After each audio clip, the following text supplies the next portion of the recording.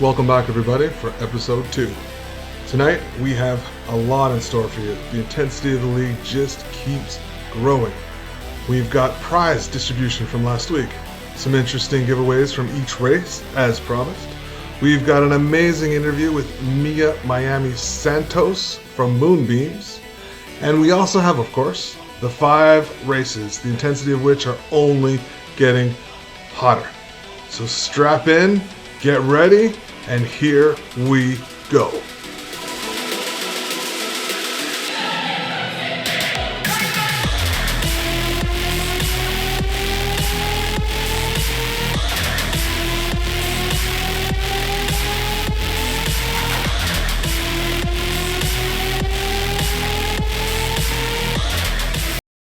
Alright, everybody, let's get to the show.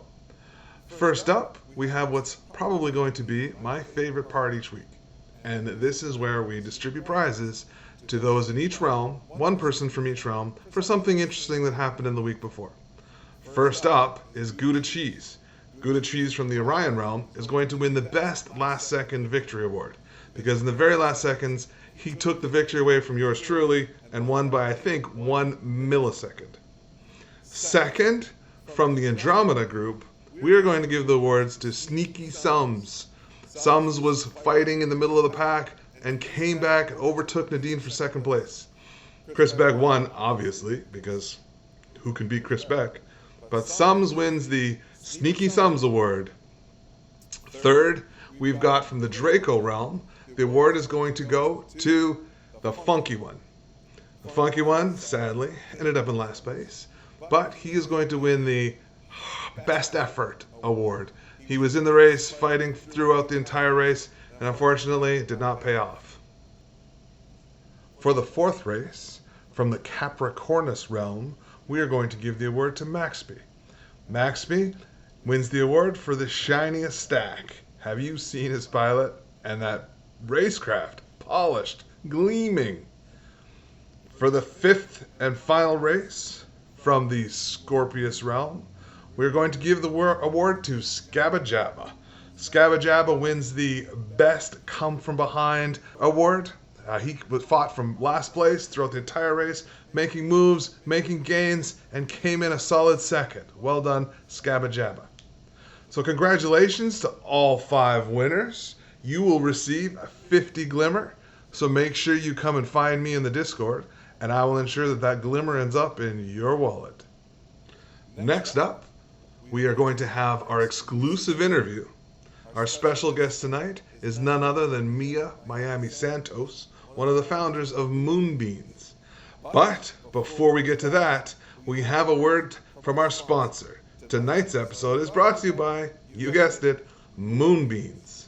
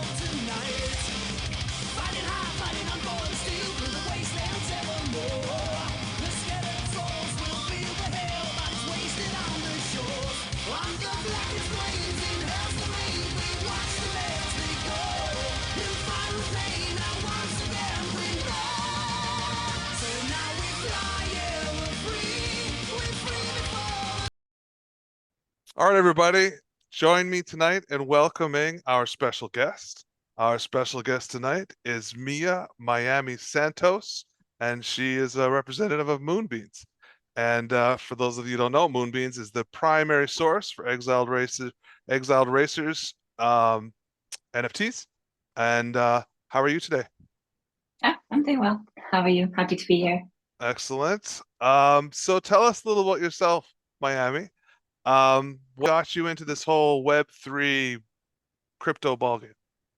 Oh, well, I've been a programmer for now 8, 9 years. So when I started school, I think it was like crypto had just Bitcoin was just created. So in our school, everybody was kind of talking about it and stuff, and I was like, back then, I had the kind of smooth brain of being like, I don't believe in Bitcoin because I don't believe in gold and that kind of setup, like things that didn't have an actual like strong use case. I just didn't see any value in. So, but I was very interested in cryptography and crypto in general. That was actually my highest subject, the only A plus I ever got in university. So then over time, I kind of kept up with the tech just to kind of see what was happening. And then I believe Uniswap had just launched, and then I saw that happen. I think that was like, ooh, it's been a while now. I want to say like 4 years ago now, 4 or 5. Mm. And then I was like, okay, now I see an actual use case that's more concrete where you can like peer-to-peer trade without having to do some like dodgy like sites or anything like back in the day when you had to buy Bitcoin and stuff, you were either doing it to exchanges or like dodgy peer-to-peer transactions. This is the way that was all code. So I was like, this is very safe. This is very like, I see value in it. So then I started investing into crypto and investing time into learning how to program crypto.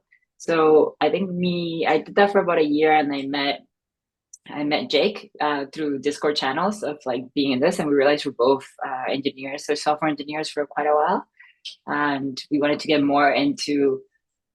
We were spending a lot of time basically looking at projects that we were investing in, looking at their code, looking at like the smart contracts or GitHubs, like checking everything out from front end to back end to anything that was open source plus stuff on the chain. And we realized like we're basically doing a full-time job for these people, kind of like auditing their contracts for free, just to for our own investment things. And we were like, why are we doing this when we can just learn how to do this ourselves, like how to create stuff ourselves? And then on top of that, we can also just start working on finding ways to. Back then, I don't know when you started crypto, but back then it was very Wild West, Hmm. where like you couldn't, people didn't even know how to use like an explorer.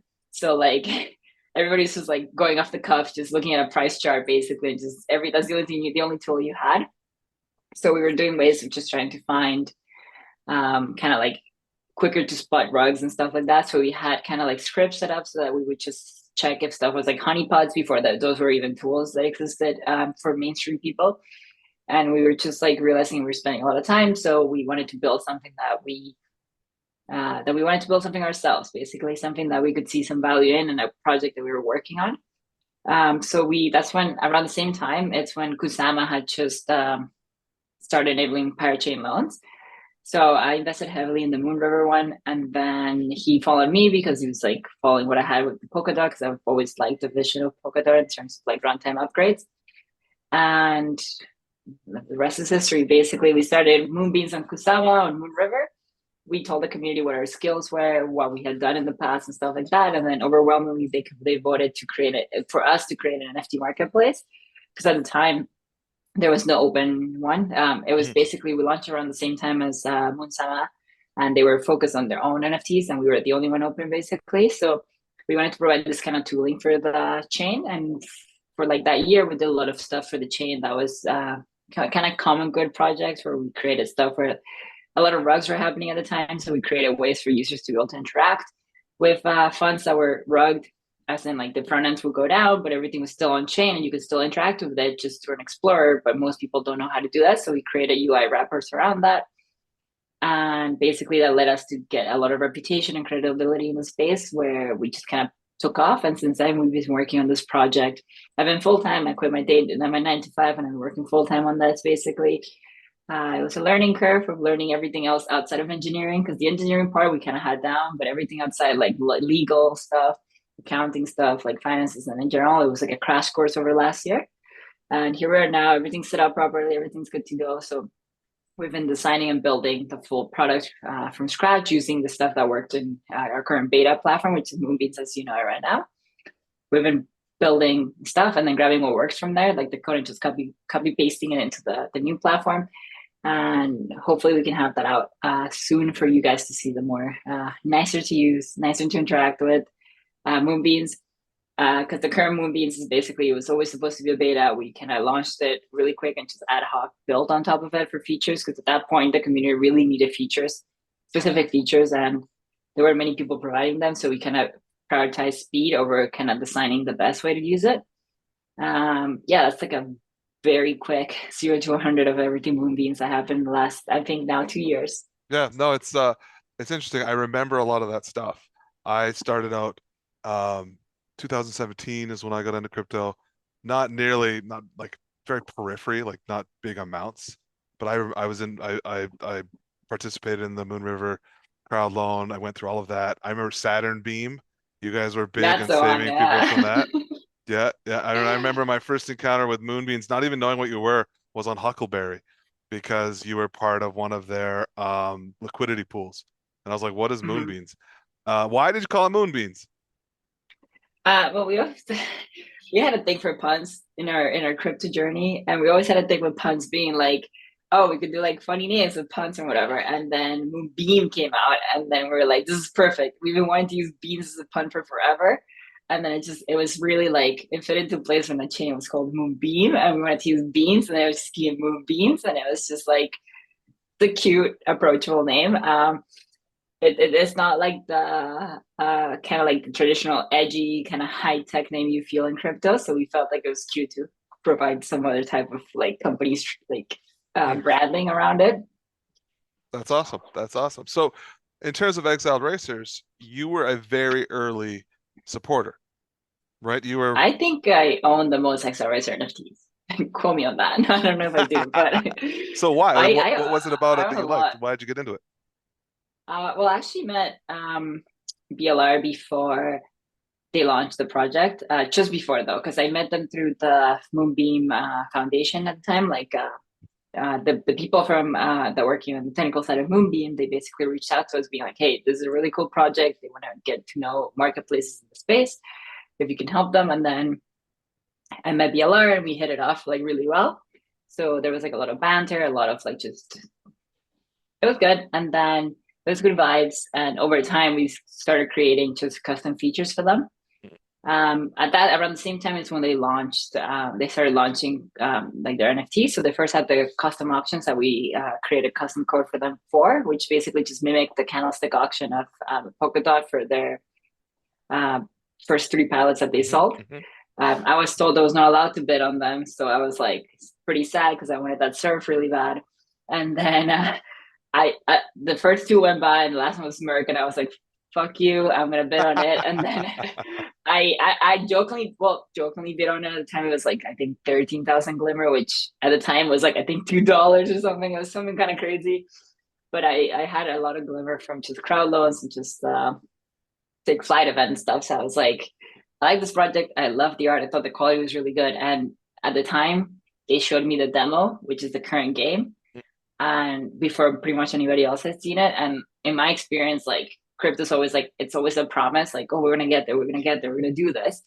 And this was the first NFT project I'd ever seen that actually like under promised. Like I first met them, it felt very under like it felt kind of like, oh, okay, this is kind of cool concept, but I didn't know they had a demo or anything yet. They told me they were going to show me something, and I expected it to be like a very janky demo.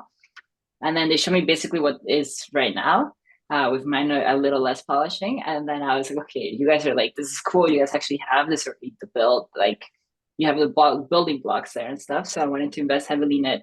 Um, at that time, not so much for monetary gain, but more for like support, Hmm. because it was cool seeing.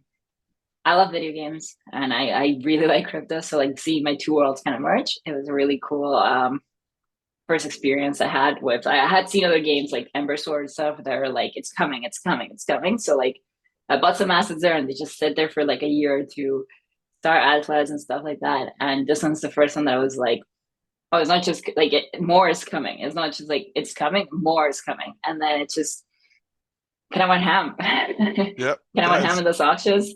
And then I bought a bunch of like the mint passes. Yep. I don't know, I think combined total I have maybe like 18 pilots. Hmm. Plus, like, there's three ships and there's boosters that come along with that. I think I sold two pilots at some point to kind of get some of the initial investment from like the min passes, because I had a lot of good ones, but I also had the one I won from the auction, which is inherently pretty good. So Yep. Yep. I felt like I didn't need a lot of good pilots. So I sold some of the better ones I had just to balance out the portfolio a bit. But I love what they're doing over there. And I met the whole team in person, physically in Oh New wow, York a few lucky, times. lucky. So lucky. They're pretty cool people and they're very, very knowledgeable at what they do. So like even though it's a small team, they're very knowledgeable at what they do and what they're Mhm. producing is very high quality. So like it doesn't feel bad that for me personally because I didn't overinvest, but like it doesn't feel bad for me to spend this kind of money in a video game. I've already done it for League of Legends in the past. Right. You might even say remark, but I So here spent we are. So not only has it produced, like not only are they living up to their promises, but we're pushing the envelope. Like here we are with our a community league, like a full-fledged league that you are a part of. And how does that like how do you feel about that? And just in plain terms, how do you think your chances are? You're in a decent group there. I remember I remember BLR came to me with this idea like a year ago of like the community like things because he was trying to build a way to kind of like outsource some of the content creation where it was like the tooling is there, the game is there, people just need to generate content around it in a way that could expand easily. So like you created one, but eventually Beans will could have one, and then Mhm. like the network itself, Moonbeam could have one. Zeitgeist and everything could have their own kind of branded races, kind of like Formula One does it, where like each race sponsored by different companies, and they do like they get a lot of value just from people using viewing the game or well viewing the race or participating in the race. In our case, participating in the game or viewing the game. So when he came to me, that was like very far fetched. Like it was an idea.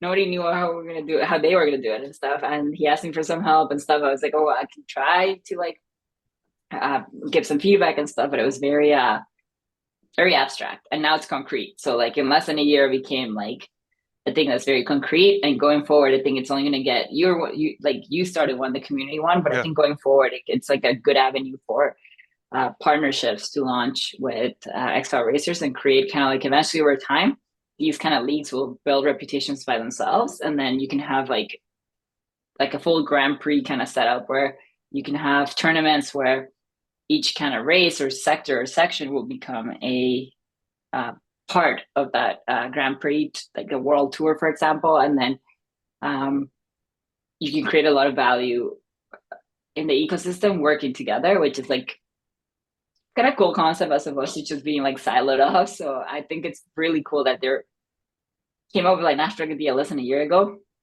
but a year ago I can't remember exactly the exact date, and then now it's more concrete, and only going forward is only going to get even more concrete once the more of the tooling is there to enable like more interaction other than just participating in a race and predicting, but like actually adding some kind of risk and reward for predicting, which is Mhm. going to be like I think where most of the fun's going to come from because right now it's still under the like still being fleshed out. But once it does, I know I'm a bit of a degenerate myself. I'd probably be gambling a lot. I'm not such a good racer. I don't understand stats. I just land the best stats I have, and somehow I keep losing. So sometimes it's good, sometimes it's bad, but I don't know what that. I can't figure out the algorithm for this. I'm like I know, right? vampire. It's I know. which I'm in the same boat. I can't understand the algorithm at all. But no, it's funny. I finally just got tired of waiting. I was like, okay, we're just gonna push this.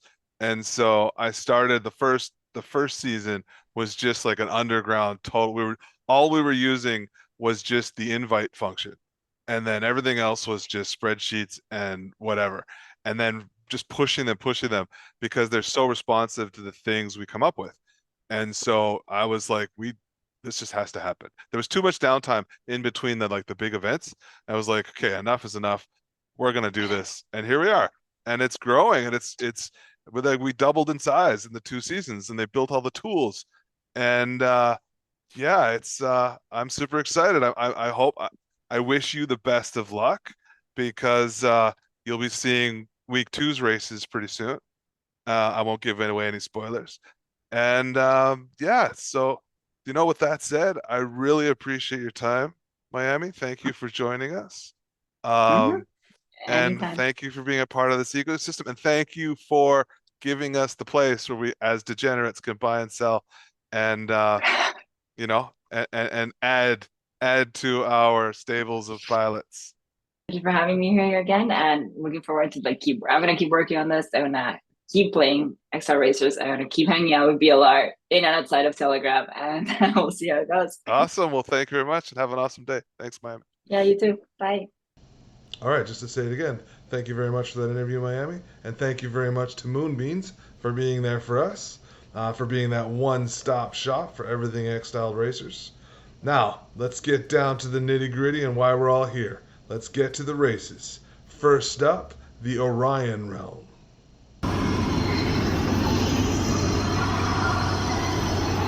So the race starts.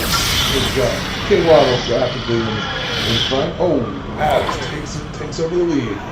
BLR and Siebes fighting for the lead. Look at that. Siebes pushing hard with his legendary pilot. BLR with the founder boost. Abs, Siebes, Michael with tons of aggression pushing hard. Michael goes back into the lead, but then King Waddle sneaks up. King Waddle fighting with Michael, Abs, BLR.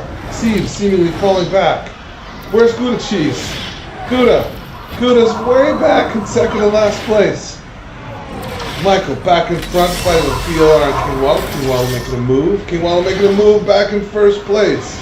But BLR with an aggression boost, pushing hard up into second. Threatening. Oh, here comes Michael. Michael's pushing hard and he takes the lead. Not quite. King Waddle holds on. Siebes, BLR, Abs fighting down the middle.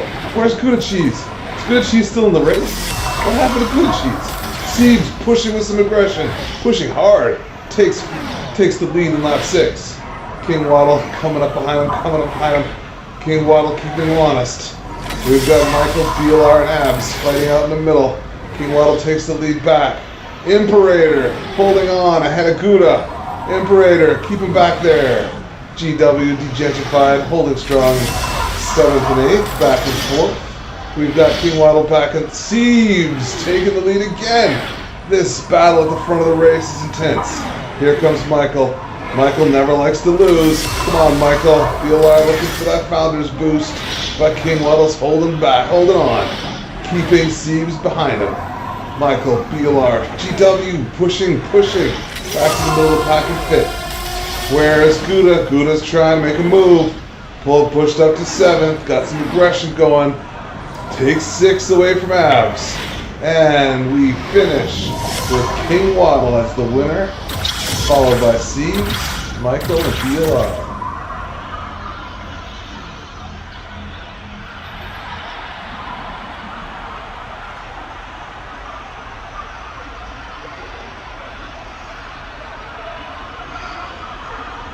Okay, now that was a race. Oh my gosh, that was intense. Probably one of my favorite races so far, for a couple of reasons. First off, obviously, finally a well-deserved victory for myself. 2, just to see the battle between Siebes, BLR, Michael, and I fighting through the entire race. So that's why we're here.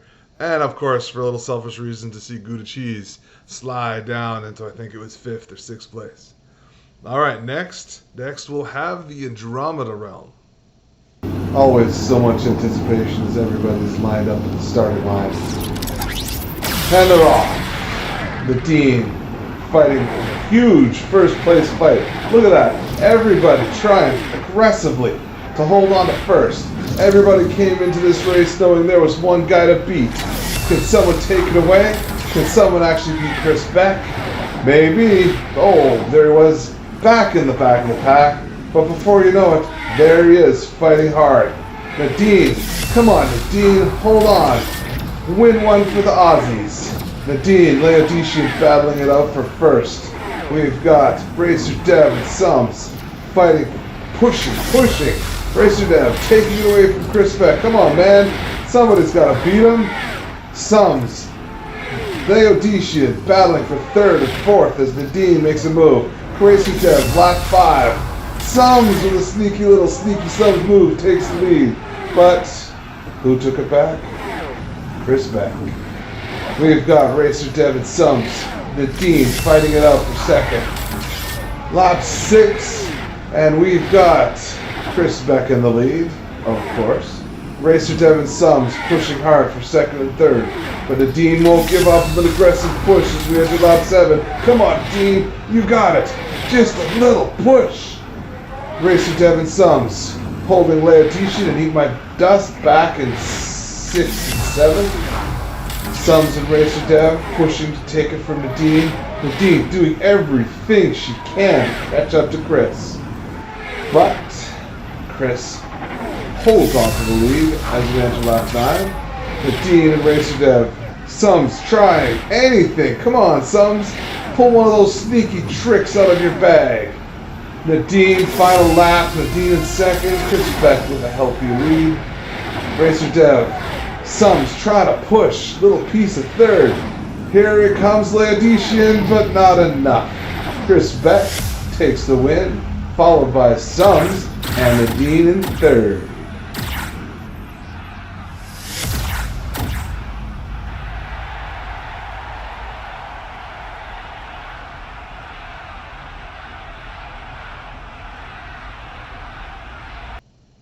Wow, another hard-fought race. Somebody please beat Chris Beck. Again, Sneaky Sums finds a way to snake his way into second place, but a well-fought race for everybody. Next, we've got Draco Realm. The beginning of the race, when all those prediction prophets holding on to their tickets, wondering, will theirs be the one? Huge battle to start off the race. Nobody taking the lead immediately. Nobody falling too far into the rear. But we've got a couple pushing hard. Abbas and Zeral. Abbas and Zeral take the lead quickly. Kyle Woken making a move. Peenan. Bem Tiklu fighting hard. Abbas aggressively trying to hold off Zeral as they battle it out. Bem Tiklu moves into second. Zeral aggressively. Look at that aggression, folks. 4 pilots fighting hard for first. We've got Abbas, followed by Bemtikru. Zeral and the funky one. The funky one pushing ahead of Zeral, but Peenan won't give up. Peenan makes a move into third. Pushing hard as Zeral takes second away. Bemtikru with a healthy lead, but fighting out with Zeral. Abbas, Peenan, the funky one, fighting it out in the middle. Kyle Wolken, Schultze. Wait a second, folks. Who's that in last place? Here we are, lap 6. Lap 7. Farrell's poor racecraft must be broken. That shiny gold racecraft. Poor Farrell in last place. Come on, XMK. Keep him there. Moving back to the front of the race, we've got Peenan, Abbas, and Zeral battling hard. Abbas holding on to the lead. Lap 9 as Zeral makes a move. Abbas and Peenan all fighting it out for first. But Zeral holding on. Looks like that Merc's got some tricks. Oh, there's Zeral back in first in the final lap. Peenan, Zeral, Abbas all fighting it out. But the funky one of Bemtikru won't give up. Peenan in the lead.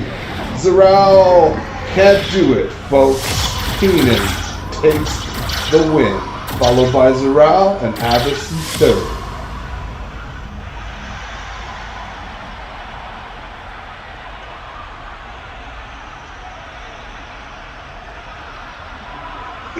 These races just keep getting better. Every one I watch, the more intense they are, I just love to see it. And in this one especially, little special finish. Somebody was, I think, the #1 favorite, but came in, what was it? Last. Our next race will be the Capricornus Realm. Capricornus Realm getting ready for their race. Who's it gonna be, folks? Hakun in the lead, the returning champ. Fighting hard, but the Misfits won't let him have it. Bullet passing the champ. Zero functional, no tomorrow. Max Speed, the shiny one, making his move. There he is in fourth. Bullet, head with the bullet, but the Misfits take it away. Hakun in third. Hakun in lap 3 makes a move, takes the lead. We've got fighting out in the middle, the Misfits, Zero Functional, a little aggressive battle between Max B and Easty.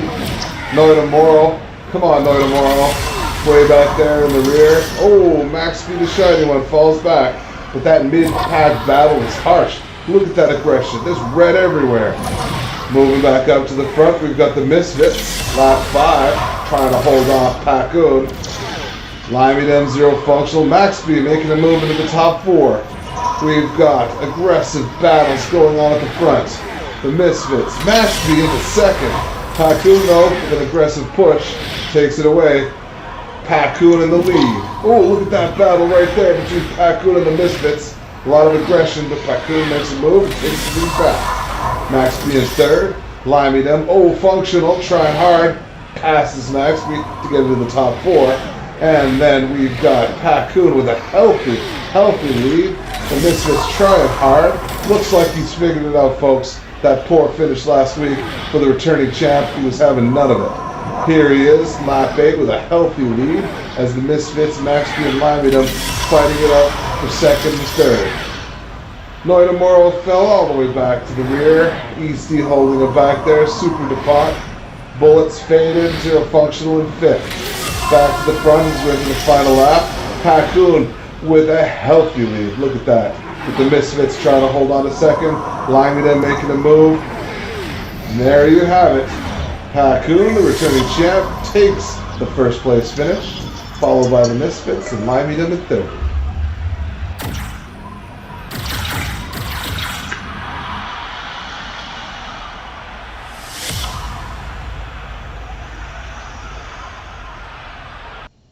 Week 2 is in the books for Capricornus.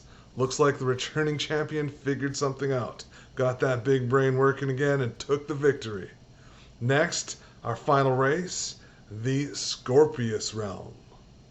And for our last race of the evening, we have the Scorpius Realm. Tonight's special guest fighting it out for per place in this race. JL Maxi takes the lead, Misha takes it away. Huge, aggressive battle. Everybody pushing. Look at that. 4, 5, 6 racecrafts. All pushing hard, aggressively, trying to get first. Misha takes it away. Scabba Jabba, Devo Sick taking the lead in lap 3. But Scabba Jabba takes it away. Miami Santos pushing hard there in 4th place as Big Crippen makes a move. JL Maxi falls to the rear. Bowie with an aggressive push keeps her there. Big Crippen and Misha fighting it out for 5th and 6th. Scabba Jabba pushing, fighting in that lead pack. Scabba Jabba takes the lead in lap 5. Miami Santos makes a move and takes the lead away from Devil Sick. Scabba Jabba, Big Crippen, Cry for Max, fighting it out in the middle for 3rd, 4th, and 5th. Devo Sick takes it again, but Miami Santos makes her move. Scabba Jabba in 3rd. Big Crippen keeping Cry for Max back there in 5th. And then we've got Scabba Jabba and Devo fighting it out in front. Devo holding on to the lead in lap 7. Scabba Jabba fighting with Miami. Oh, Scabba Jabba takes it from Devo Sick. Come on, Scabba Jabba. Let's see what you got. Miami Santos making a move, takes the lead. Here we are in lap 9, the Devo Sick is fighting. Look at this, folks. A 3-way, 4-way battle for first. Who's gonna take it? Oh my gosh. I'm gonna have a stroke. This is so exciting. Final lap, Big Crippen. Where did Big Crippen come from? Miami Santos fighting it. Look at that. Scabba Jabba, Devo Sick. Who's going to take it in this intense battle at the end? It belongs to Devo. Followed by Scabba Jabba and Big Crippen in 3rd.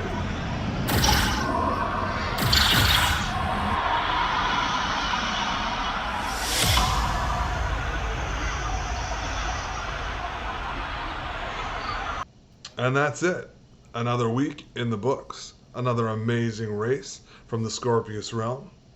And now, that extra special moment that I know everybody's waiting for. What's the week 2 trivia question? Well, tell me who won the Best Shiny Stack Award. And thank you, everybody. Thanks for joining me for week 2. I look forward to seeing you in week 3. Don't forget to click the notifications bell and subscribe if you haven't, because we have a lot more to come.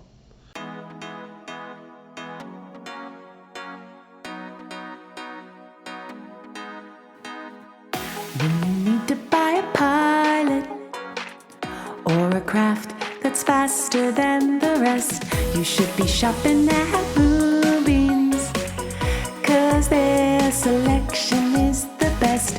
You should be shopping at Moonbeams, 'cause their selection is the best.